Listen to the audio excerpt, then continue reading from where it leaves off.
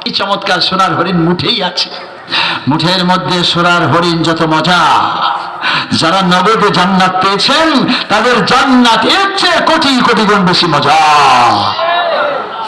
আর সাহাবা ইকরাম যারা চলে গিয়েছিলেন তারা আফসোস করেছেন জীবনের শেষ পর্যন্ত। কেউ ইরাকে মারা গিয়েছেন, কেউ বসরায় মারা গিয়েছেন, কেউ কুফায় মারা গিয়েছেন, কেউ ফিলিস্তিনে মারা গিয়েছেন, কেউ ইয়ামানে মারা গিয়েছেন। যেখানে যিনি মৃত্যুবরণ করেছেন মৃত্যুর আগ পর্যন্ত বলেছেন, কেন যে গেলাম, যদি বসে থাকতাম জান্নাতটা পাইতাম, কেন যে গেলাম। বন্ধুগণ, সাহাবায়ে কেরাম আফসোস করেছেন। এখান থেকে এখন যারা যারা যাবে তারা কি করবে? আফসোস করবে। থাকবে যারা, হতে পারে জান্নাত পেয়ে যাবে তারা, হতে পারে। এখানে জান্নাতের গ্যারান্টি আমার কাছে নাই, কিন্তু ধৈর্যের কারণে যে আল্লাহ জান্নাত দিয়েছেন আমাদেরকেও সে আল্লাহ জান্নাত দিয়ে দিতে পারেন। হয়তো আমাদেরকে বলা হবে না, কিন্তু লেখা হয়ে থাকতে পারে, ঠিক না বলে? এক একজনের এক একটি ছোট্ট ছোট্ট আমলের কারণে জান্নাত লেখা হয়ে থাকবে।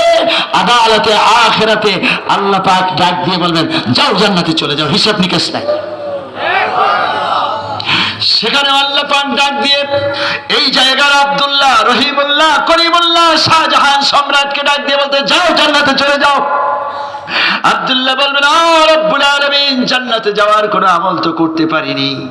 তখন বলবেন, সেই যে মুসলিমাবাদ বাগান বাড়িতে তাফসিরের শেষ লগ্নে 3 দিন তাফসির শুনেছ, সমাপনীতে ধৈর্যের সাথে বসে থেকেছ, ওই ধৈর্যের কারণে আমি আল্লাহ রাব্বুল আলামিন তোমাদের জন্য জান্নাতটা লিখে রেখে দিয়েছি। অতএব তোমরা কোন হিসাব নিকাশের সামনে যাবে না, যাও জান্নাতে চলে যাও। আমি বলি আর আপনারা বলবেন আমিন। হে আল্লাহ জান্নাত দাও, হে আল্লাহ জান্নাত দাও, হে আল্লাহ জান্নাত দাও, হে আল্লাহ দাও দাও দাও, জান্নাতটা দিয়ে দাও না। হতে পারে এই আমিনটা কবুল হয়ে যাবে, আর এই কারণে জান্নাতটা হয়েই যাবে। আল্লাহ জান্নাতটা দিয়েই দাও। জান্নাত যদি কারো হয়ে যায় তাতে কি কোনো ঠকা আছে নাকি? এতে কোনো কারোর লস আছে নাকি? প্রধান মেহমান, এরপরে মেহমান, এরপরে মেহমান, ওনাদের কোনো মাল সামানা কমে যাবে নাকি? শুধুই লাভ, শুধুই লাভ। আল্লাহ এই লাভেরটাই চাই, লসেরটা চাই না। ফাঁকে দিয়ে সূরাতুল জুমা 9 নম্বর আয়াত থেকে এই শানে নজুলটুকু বলে নিলাম ওই বন্ধুদের জন্য। আপনাদের কি খেয়ালে আছে? মাঝখানে কিছু রেখে এসেছিলাম, বলেন তো পয়েন্টগুলো কি কি? বাবলা গাছ, মাশাআল্লাহ, থ্যাংক ইউ ভেরি মাচ। হ্যাঁ, বিবাহের দাওয়াত, মাশাআল্লাহ মাশাআল্লাহ। আর কি? সূরা রুম মনে আছে? মাশাআল্লাহ মাশাআল্লাহ, আলহামদুলিল্লাহ আলহামদুলিল্লাহ, আল্লাহ কারীম। তবে কেউ কেউ বলেছেন 1 ঘন্টা, কেউ কেউ বলেছেন যতক্ষণ চলে চালান। এখন আমি কতক্ষণ চালাবো সেটা একটু চিন্তা ভাবনা করে নেই।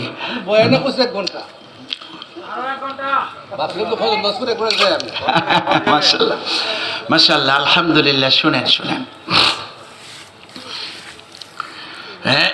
বাবলা ঘাস, এখান থেকে কথাটাকে একটা প্রান্তে নিয়ে যায়। না হয় আপনারা বলবেন যে হুজুর আমাদেরকে ঠকিয়েছে, কেন প্রত্যেকটার পিছনেই কোরআনের দলিল।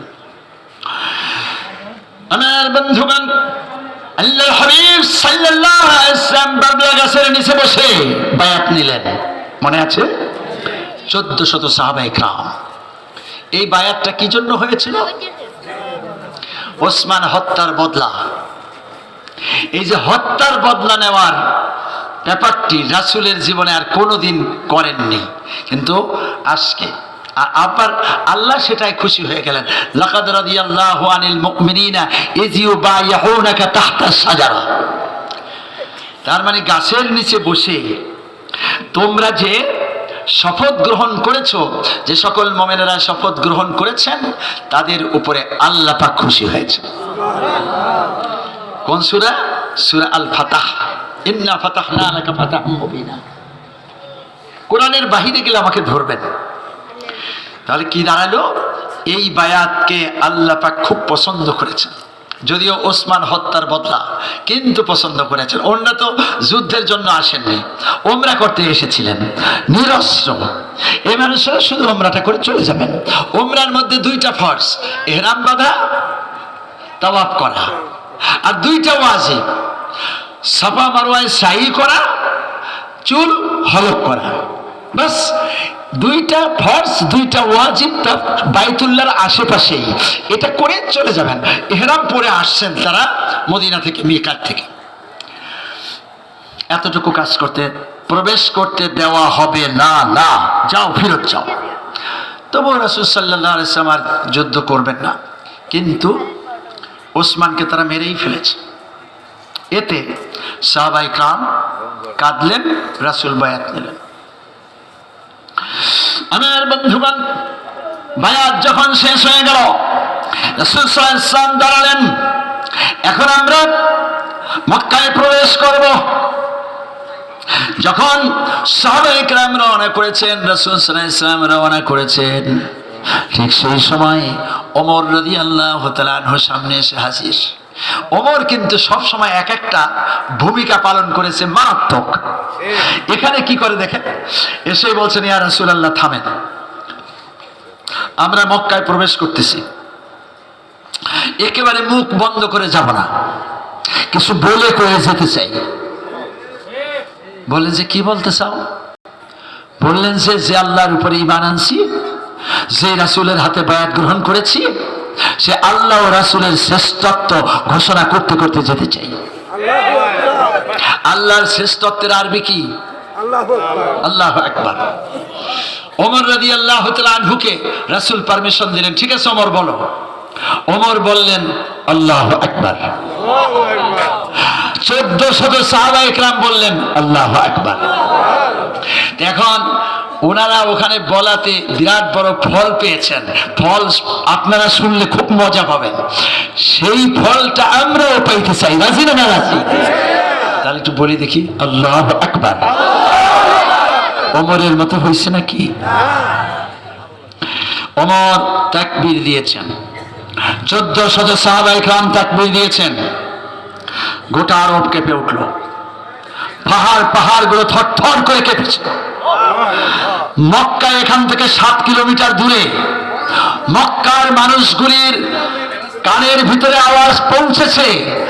ওদের সেই আওয়াজে ভয়ে কানের তঞ্চি ছুঁড়ে গিয়ে ওসমান রাদিয়াল্লাহু তাআলা আনহুকে মুক্ত করে দিয়েছে। আল্লাহু আকবার, আল্লাহু আকবার। আল কোরআনের আলো। আমার বন্ধুগণ, এই আওয়াজে সবাই কেঁপে উঠল। হযরত ওমর এক এক সময় এক একটা ভূমিকা পালন করেছেন, আর আল্লাহ পাক কি মজাটা দিয়েছেন। ওনারা যাচ্ছেন মক্কা নগরীতে যুদ্ধ করার জন্য, অস্ত্র নাই, নিরস্ত্র মানুষ, ওসমান হত্যার বদলা নেবেন। এই সময় মুসলমানের আওয়াজ হলো, মুসলমানের অস্ত্র হলো আল্লাহু আকবার। ওমর সেইটাই জারি করলেন। এতে করে কাফেররা ভয় পেয়ে গেল, চিন্তা করলো মুসলমানের সাথে যুদ্ধ করে আমরা বদরে পারি নাই, আরো জায়গাগুলিতে পারি নাই, অতএব এই মুসলমানের সাথে যুদ্ধ করা যাবে না, ওসমানকে ছেড়ে দাও। ওসমান রাদিয়াল্লাহু তাআলা আনহুকে ছেড়ে দেওয়া হলো। তাকবীর বলতে বলতে আগাচ্ছেন, হঠাৎ করে দেখতে পেলেন একটা মানুষ হেলে দুলে আসতেছে। রাসূল বললেন একটু থামো দেখি কে আসে। সামনে সামনে যখন কাছাকাছি, সকলেই বলেন ওসমান রাদিয়াল্লাহু তাআলা আনহু। ওসমান যাকে মেরে ফেলেছে, আর সেজন্য শপথ রয়েছে তার হত্যার বদলা নেওয়ার জন্য, সে ওসমান অক্ষত অবস্থায় রাসূলের সামনে এসে হাজির হয়ে গেলেন। সমস্ত সাহাবায়ে কেরাম খুশিতে চোখের পানি ছেড়ে দিলেন। আরে আমার ভাই, আমাদের ভাই ওসমানের মতো মানুষ দুনিয়াতে নাই, সেই ভাইকে মেরে ফেলেছে আর তিনি হাসতে হাসতে আমাদের সামনে এসে হাজির হয়ে গেলেন। তিনি তো সুস্থই আছেন, আমরা কি স্বপ্ন দেখতেছি নাকি সঠিক? রাসূল সাল্লাল্লাহু আলাইহি ওয়াসাল্লাম ওসমানকে সালাম জানালেন। ওসমান রাদিয়াল্লাহু তাআলা আনহু সালাম দিলেন। রাসূল ধরেই বুকের সাথে মিশিয়ে মুখের মধ্যে চুমু খেয়ে বললেন, ওসমান, আমরা জানি তোমাকে মেরে ফেলেছে, তুমি কোত্থেকে আসলা, ব্যাপারটা কি বুঝতে পারলাম না। এ নিয়ে তো আমরা বায়াত করেছি এবং সেই বায়াতের জন্য আল্লাহ আয়াত নাযিল করেছেন, জিবরিল আমিন চলে এসেছেন, তুমি আসলা কোত্থেকে? আজীব কাণ্ড। ওসমান রাদিয়াল্লাহু তাআলা আনহু মিষ্টি সুরে বললেন, ইয়া রাসূলুল্লাহ, ওরা আমাকে গুম করেছিল, খুন করে নাই, তাহলে লুকায় ফেলেছিল, এটাই খবর ছড়িয়ে পড়েছে, হয়তো আমাকে ওরা মেরে ফেলেছে। রাসূল সাল্লাল্লাহু আলাইহি ওয়াসাল্লাম সকলকে বলেন, শান্ত হও, যুদ্ধের কোনো প্রয়োজন নাই। এক দফা কর্মসূচিতে আমরা যুদ্ধে যাচ্ছিলাম, ওসমান হত্যার বদলা নিব। তো ওসমান যেহেতু অক্ষত অবস্থা আমাদের কাছে চলে এসেছে, জীবিত আছে, তাহলে বদলা নিব কিসের? অতএব কোনো যুদ্ধ নাই। এরপরে আবার হুদায়বিয়াতে বসলেন, আলোচনা শেষ করে সন্ধি হলো। এই বিষয়টা এখানে শেষ করলাম। এটার সাথে মূল ব্যাপার যেটা ছিল, সূরা আন-নহলের 41 এবং 42 নম্বর আয়াত দিয়ে আবু জান্দালের কথা, আপনারা কি সেটা মনে রাখতে পেরেছেন? বাবলা গাছের কথা তো মনে রাখছেন, কিন্তু কোত্থেকে কোথায় এসেছি? চট্টগ্রামে একটা বড় তাফসীর মাহফিল এখনো চলে, এটা 53 বছর হয়ে গেল। আমি সেখানে 27 বছর ধরে যাই। শেষ দিন কয়েকবারই আখেরি মোনাজাত দিয়েছি। সাংবাদিকরা বলে দিত যে এখন আপনি স্টেজে যাচ্ছেন, 15 থেকে 17 লক্ষ মানুষ, চুনতি শাহ সাহেবের দরবার। আবার এই যে সামনে 24 তারিখে 25 তারিখে যাব হলো বাইতুল শারফ, সেখানে এরকম লোকডাউন হয়। যে কথাটি বলার জন্য সেখানে আমি তাফসির করতে গেলেই কোরআনেই আমাকে ডানে বামে এদিকে সেদিকে টেনে নিয়ে যাবে, আবার সেন্টার পয়েন্টে আসতে হবে, মূল জায়গায়। তা আমি ওনাদেরকে জিজ্ঞেস করলাম কোত্থেকে কোথায় এসেছি, ওনারা বললেন ঢাকা থেকে চট্টগ্রাম এসেছেন। আপনারা সেরকম যে বলেননি, ভালো করেছেন, থ্যাংক ইউ।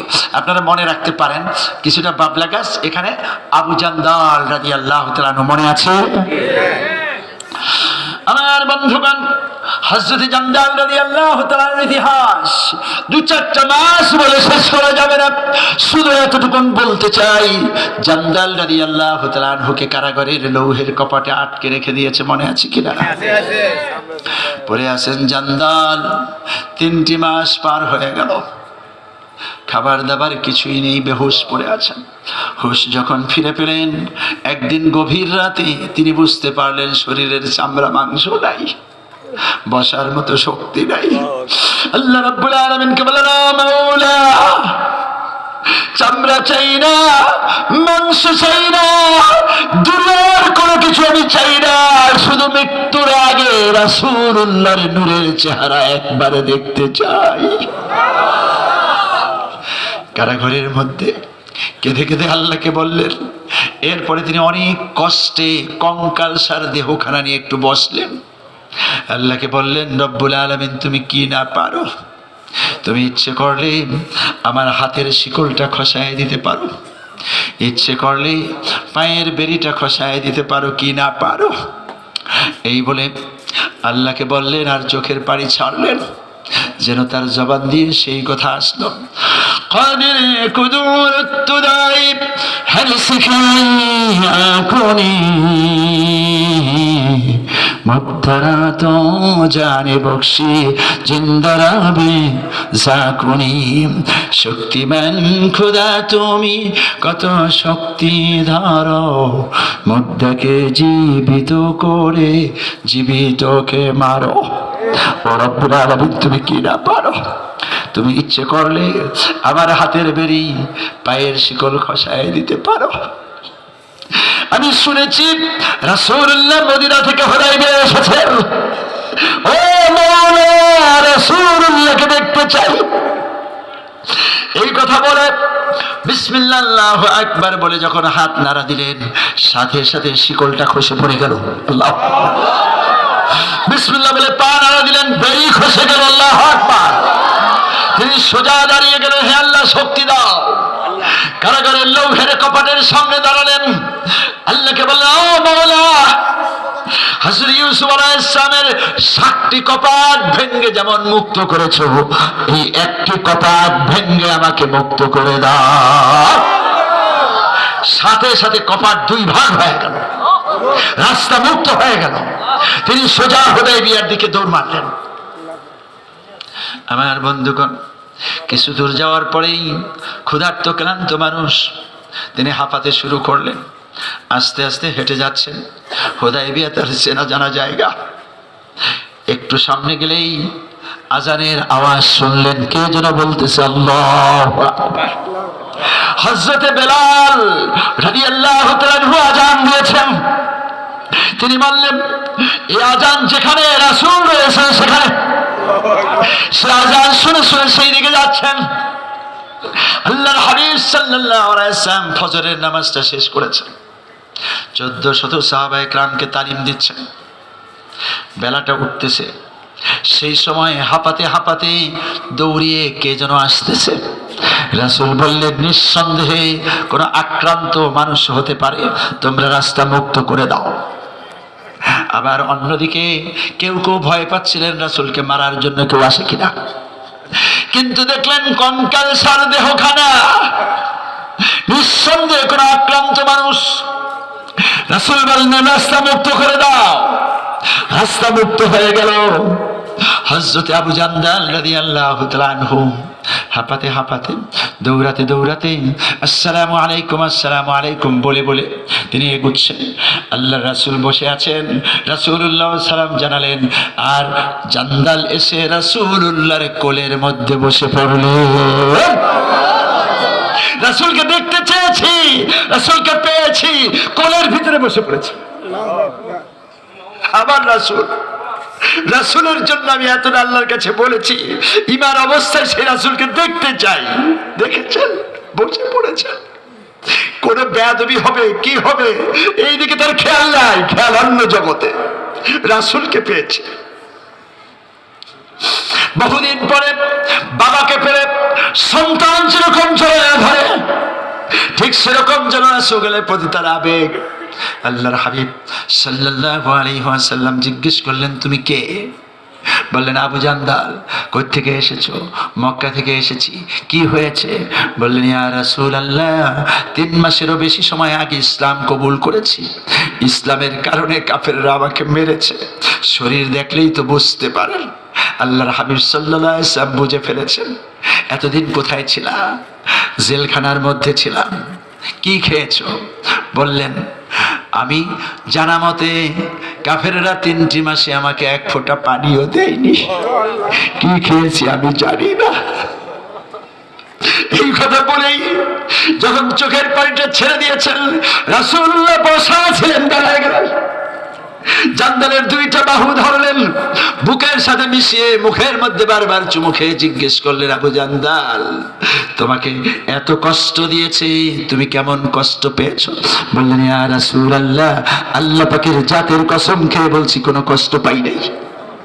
বলো কি জান্দাল, শরীরে চামড়া নাই, মাংস নাই, কঙ্কাল, কেন তুমি কষ্ট পাই নাই? বললেন, ইয়া রাসূলুল্লাহ, যখন যখন ওরা আমাকে মারত তখন তখন আল্লাহ পাকের জান্নাত আমি দেখতে পাইতাম। আর সুবহানাল্লাহ।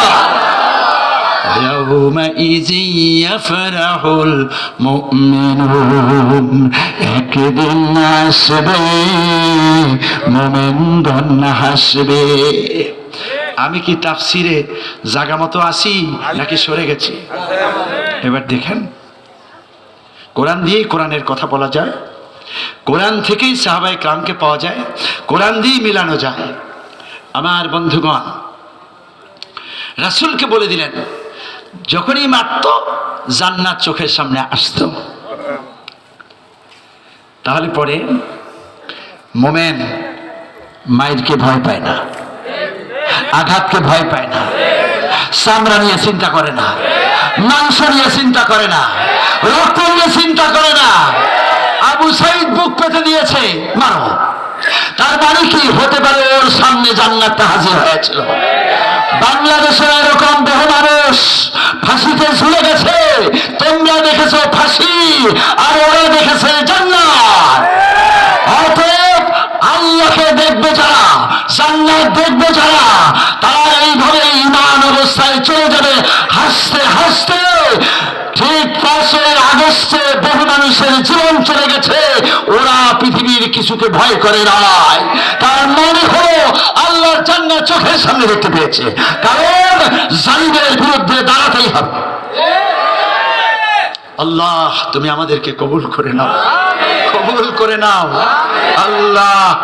এখনো অনেক ষড়যন্ত্র আছে, এই ষড়যন্ত্রকে থেকে আমাদেরকে বাঁচাও। এর প্রত্যেকটা চ্যাপ্টারে অনেক কথা আছে।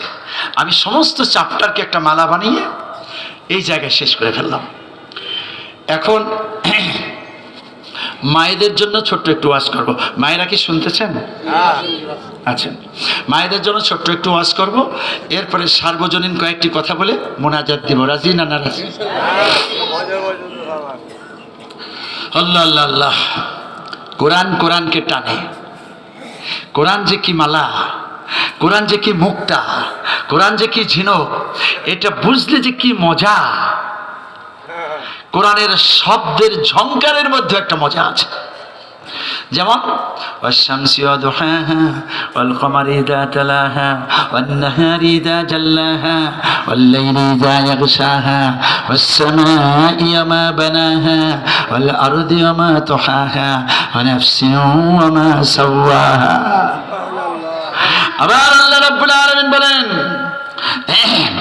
আল্লাহু নূরুস সামাওয়াতি ওয়াল আরদ মাসালু নূরিহি কামিশকাতিন ফিহা মিসবাহ আল মিসবাহু ফি জুজাজা আয-জুজাজাতু কান্নাহা কাওকাবুন দুররিয়্যুন ইউকাদু মিন শাজারাতিন মুবারাকাতিন যাইতুনাতিন। এটা লাগবে না, এটা নিয়ে নড়াচড়া করেন না, বসেন বসেন।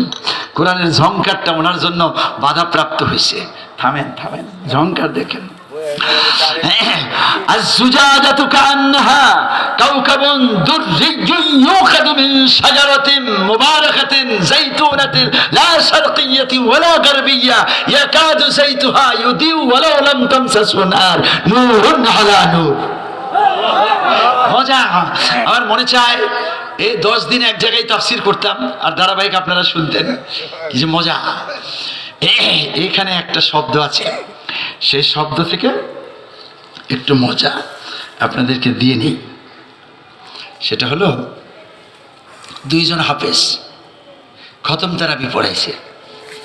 আপনাদের মসজিদে খতম তারাবি হয় না? হুজুর কই? ইমাম সাহেব, হুজুর, খতিব সাহেব। আচ্ছা, খতম তারাবি শেষ হলো, পাশের বাড়িতেই খাবার দাবার খেলো। এখন তাদের নিজের বাড়িতে যাবে, একটা জঙ্গলের পথ, এই পথ দিয়ে তারা হেঁটে হেঁটে যাচ্ছে। পথের শেষ প্রান্তে যে ডান পাশে একজনের বাড়ি, বাম পাশে আরেকজনের বাড়ি, 2 হাফেজ। অর্ধ পথে গেলেই হঠাৎ করে পুলিশের একটি টহল গাড়ি, রাত্রিতে টহল দেয় না, টহল গাড়ি এসে 2 হাফেজের সামনে ধাপ্পাস করে থামছে। 2 হাফেজ ভয় পেয়ে গেছে। দারোগা নামছে, পুলিশ নামছে। তো পুলিশ প্রথমে মিষ্টি মিষ্টি কথাই কয়। পুলিশের কথার জবাব যে কোনো মানুষ সুস্থ সুন্দরভাবে দিতে পারবে না। পুলিশ ভাই থাকলে রাগ করিয়েন না, আপনার বিরুদ্ধে না, এখানে একটা বিষয় আছে, সেই বিষয়টা শুনেন। দেখা যাচ্ছে মিষ্টি মিষ্টি কথা কয়, তার মধ্যে একটা প্যাচ দেয়, সেই প্যাচে মামলা দিয়ে দেয়। এই 2 হাফেজ এরা একটু সাইজে বড়, বুদ্ধিও তো বেশি নাই। আবার সারাদিন তারা রোজা রেখেছে, ক্লান্ত। এরপরে তারাবি নামাজ পড়াইছে, এরপরে কিছু খাইছে, এখন শরীরটা ছেড়ে দিয়েছে। এই সময় হেলে দুলে যাচ্ছে, কথা অত গুছিয়ে বলতে পারে নাই। দারোগা মিষ্টি মিষ্টি কিছু কথাবার্তা কইছে, কথার প্যাচের মধ্যে ফেলাইছে। আর ওই সময় ছিল বাংলাদেশে জঙ্গি ধরার বিরাট খেলা। মানে নুরানি হইল জঙ্গি, কওমি হইল জঙ্গি, আলিয়া হইল জঙ্গি, দাড়ি হইলে জঙ্গি, টুপি হইলে জঙ্গি, ছিল না? জঙ্গির হোলি খেলা বাংলাদেশে। এরপরে অবশ্য ওই গুলশানে হোলি আর্টিজানের দুর্ঘটনা ঘটার পরে তদানীন্তন স্বরাষ্ট্রমন্ত্রী তিনি এক ভাষণে বললেন, এতদিন মনে করেছিলাম হুজুর মানে জঙ্গি, এখন দেখা গেল ইউনিভার্সিটির ছেলেপেলেরা জঙ্গি। আবার তদানীন্তন IGP inspector general of police, যিনি বর্তমানে হাজতখানার মধ্যে আছেন, শহীদুল হক সাহেব, তিনিও সারদায় একটা ভাষণ দিয়ে বলেছিলেন, এতদিন মনে করেছিলাম যে মাদ্রাসা মানে জঙ্গি, এখন দেখি ইউনিভার্সিটির ছেলেপেলেরা জঙ্গি। এরপরে জঙ্গি ধরা একটু কম ছিল, কিন্তু জঙ্গি ধরতে পারলেই পুলিশের র্যাঙ্ক বাড়ে। সেই সময় হলো ওই দুই হুজুর